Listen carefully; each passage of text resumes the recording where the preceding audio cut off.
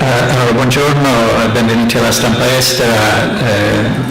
Sembra che non ci siano moltissime preoccupazioni regolarità del voto giudicato dal numero di persone presenti, però adesso ci faremo spiegare esattamente com'è andato esperti del OSCE che grazie per aver scelto la stampa estera. Grazie and have an interesting conference. Thank you for that, and thank you for those who did come. Good afternoon. My name is Nat Perry. I'm head of communications at the OSCE Parliamentary Assembly, and this is the press conference for the limited election observation mission to the parliamentary elections that took place here in Italy yesterday. So we've had, well, the OSCE PA is an organization of 323 members of parliament from across North America, Europe, and Central Asia. We've been invited by the Italian government to observe the elections. So we've had about 29 members of parliament in Italy for the past several days. We had 2 days of briefings here in Rome before breaking into teams and deploying to various regions of the country. We visited a total of 190 polling stations altogether.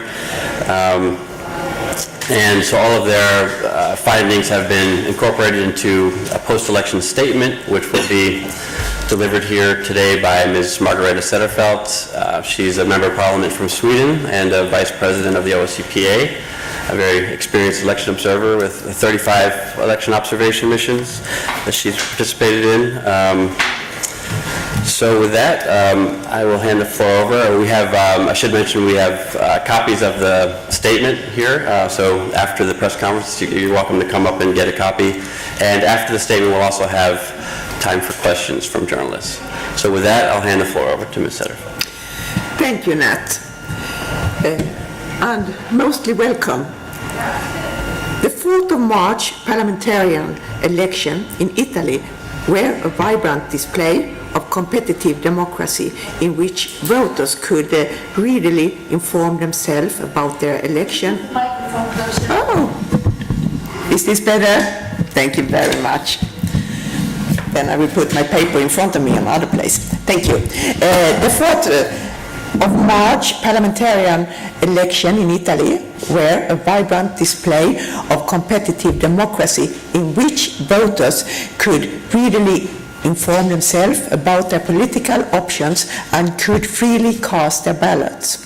Italian voters were offered the opportunity to vote in a democratic election overall, in line with international commitments.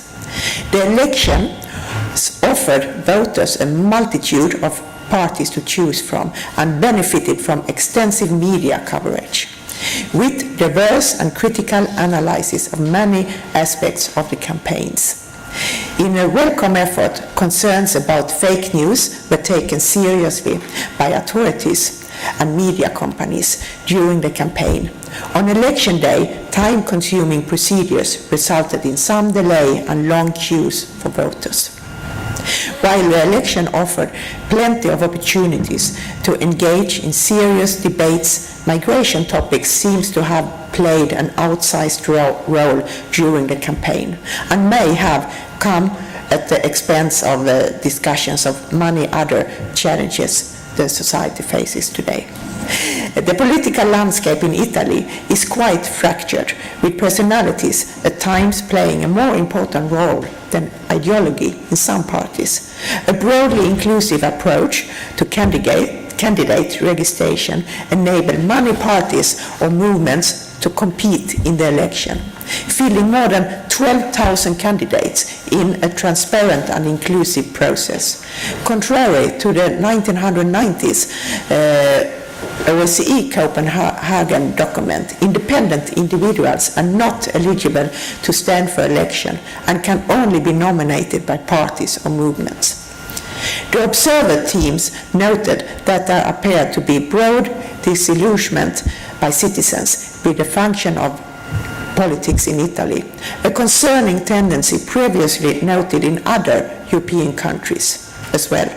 Candidates particularly used digital means of campaigning, with social media playing an important role in voter outreach.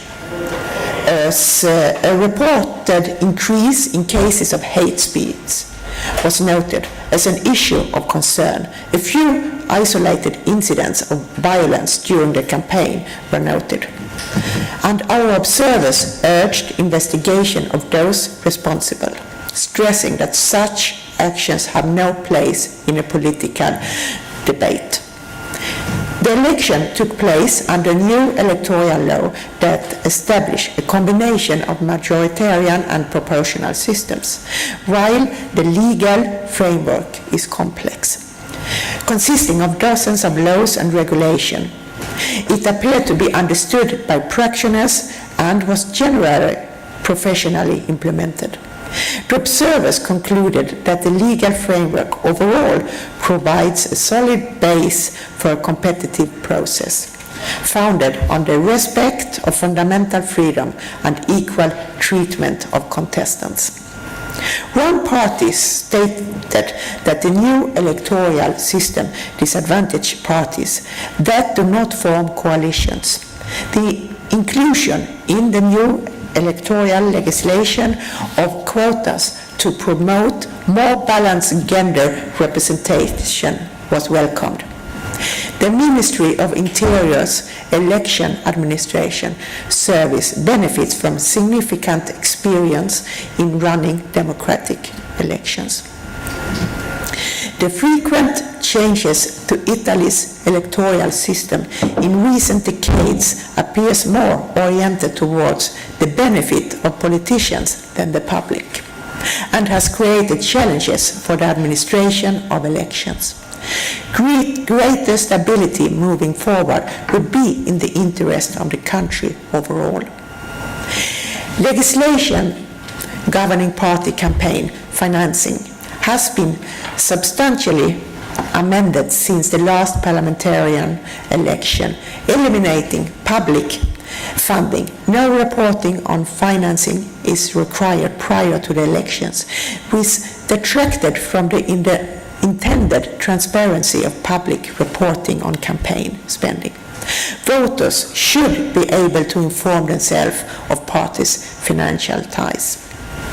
Italy has a strong and independent journalism and a pluralistic media environment, providing candidates numerous outlets to convey their message to voters through broadcast, print, and online formats.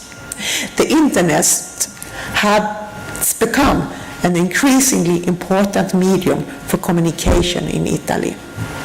Broadcast media are subject to strict regulation, ensuring equitable treatment of electoral contestants. While debates between senior political contestants did not take place, which would have facilitated voters' comparisons, extensive, in-depth interviews held to inform voters. In a welcome effort, authorities took a number of steps in cooperation with news outlets to counteract fake news and misinformation campaigns from impacting the campaign. Freedom of expression is supported by state authorities, including through police protection from some about 20 journalists. Poll workers went to great efforts to facilitate voting yesterday, but at times faced significant challenges with the procedures, resulting in delays and long lines.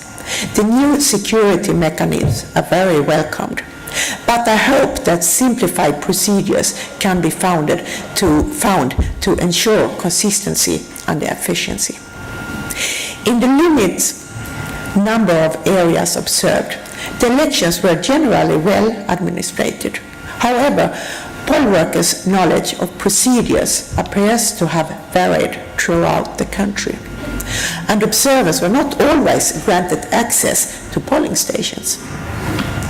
The ability of political parties to have representatives in polling stations provides an important measure of transparency for contestants, Strong anti-fraud countermeasures, including a new unique ballot numbering system were in place for the elections, but were not consistently implemented on election day. While the high turnout indicates overall interest, some voters expressed confusion regarding voting procedures. Our observer teams noted long queues in several regions, as officials worked to accommodate a high number of voters. Both observers and media reported on technical problems in a limited number of polling stations, related particularly to ballots, printing and delivery. The invitation from the governmental to the OSCE to come and observe the election was in line with commitments that all OSCE countries have undertaken. Following meeting with the election officials, party representatives and other experts, including from the OSCE Office for Democratic Institutions and Human Rights, on election day, we visit some 190 polling stations in several cities and regions. In the polling stations visited, observers were generally warmly welcomed by election board workers. We look forward to the final report of the OSCE ODIHR election assessment mission deployed for the Italian elections. On behalf of the OSCE, I would like to thank the Italian government and the Italian people for their hospitality and offer my congratulations on a well-run election. Thank you. Thank you, Ms. Cederfelt. And speaking of ODIHR, I might want to acknowledge Ambassador Audrey Glover, who's here today. Thank you for coming. Head of the ODIHR assessment mission. So we have time for questions. If there's anybody who has any questions for Ms. Cederfelt. Yes, please. Could you please identify your media outlet and give us your name? Sure. I'm Vera Sherbakova from Russian news agency TASS. I would like to ask you to comment that the Russian member of your mission could not come to Italy because of the restrictions. Your organization is for other purposes. So how can you explain the miss of the absence of an important member, a country, in your mission? Thank you. Thank you very much for the question. The decision to not allow Mr. Vladimir Japarov, I'm sorry for the strange pronunciation, to participate in the election observation missions was a decision taken outside our hands. It is up to all member countries in OSCE to control the border to determine who is allowed into the country. And although Mr. Jashavarov was not permitted into Italy, he remained an OSCE PA registered observer of the election, and we regret that he wasn't able to be here. Thank you for that question. Do we have any more questions? Yes, please. Grazie. I'm Gianfranco Nitti, an Italian journalist for Finnish media. A couple of questions, more than a question. The first, could we summarize that your experience has been, let's say, shadows and lights, your mission here? If we could summarize your evaluation. And another thing, did you have any possibility to check the controversial system for opening foreign electoral cards, electoral cards coming from abroad for Italian voters abroad, which were concentrated in the center, in a little center near Rome, and yesterday in various TV broadcasts was mentioned as a chaos or some illegal procedure, probably in opening and so on. Usually there were mentioned that this poll station should be open at 11 o'clock in the morning, and still yesterday evening there were some not opened. This regards the collected cards coming from abroad. Thank you.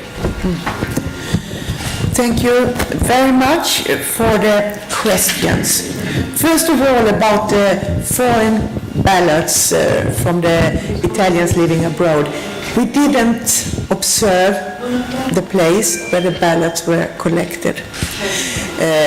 Just because it's a limited observation, and this means that we have to focus on certain places.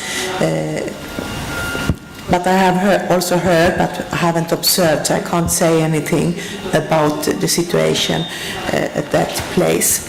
When it comes to the situation in Palermo, and some were also in Rome, we had actually observers in Palermo, and they visit one of the polling stations in Palermo that was referred to, and it opened 7:30, despite the reported problem. Of course, it was not an opening at 7 as it should be, 30 minutes late, but it opened at that time. And on other cases, we prefer to not make any comments because we haven't been there, we haven't observed what's happened, and it's important for us as OSCE Parliamentarian Assembly that our statements rely on facts and not on our speculations. Thank you. Thank you for that. If there are no more questions, I would like to mention that the statement will be available on our website at oscepa.org, so please be sure to check that out. Andreas, is there anything you wanted to add? So we have copies here, so please come up and take a copy before you leave. And with that, if there are no more questions, the press conference is closed. Thank you very much for coming. Thank you.